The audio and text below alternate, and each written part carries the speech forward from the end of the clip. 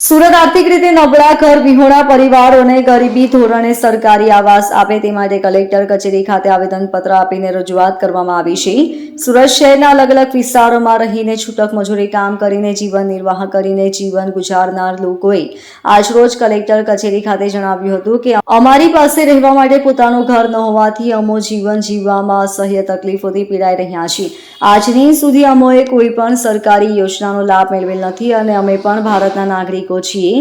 હવે સરકાર અમારી માંગણીને ધ્યાને લઈ સત્વરે જીવન નિર્વાહ માટે સરકાર શ્રી તરફથી અતિ જરૂરી આવાસ ફાળવા માંગ કરી છે।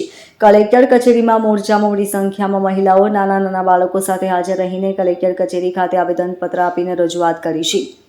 વિલાસબેન, કઈ જગ્યા રહેવાનું? અમે બંબા ગેટ રહી છે ફાયર સ્ટેશનની સામે અને અમે સરકાર પાસે વિનંતી કરીએ છીએ કે અમને ઘર બાર આપો। અત્યારે અમે છાપરામાં રહે છે, અમારી પરિસ્થિતિ મોડી છે, રૂપિયા નથી અમારા પાસે કે ઘર લઈએ કે અમે નાના નાના છોકરા લઈને અમે પડ્યા છે એવી છાપરામાં। એટલે સરકારને અમે એ માંગણી કરવી છે કે અમને ઘર બાર આપો। અને વિજયભાઈ અમારે આ પર બન્યા છે, અમારે હાટું લડે છે કે અમે એમને કહીએ છીએ કે અમારા હાટું તમે કઈ કરો સરકાર પાસે, અમે તમારા સાથે છે, અમારે ઘર બહાર નથી। એટલે સરકાર પાસે હું વિનંતી કરું છું, બધી બહેનો વિનંતી કરે છે કે અમને ઘર બહાર આપો।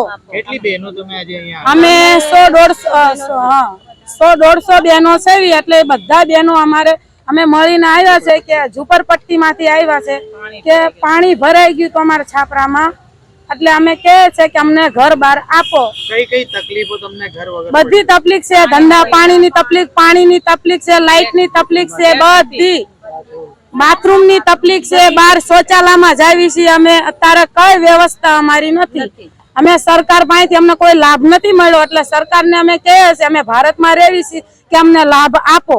Bureau report LK star news, Surat.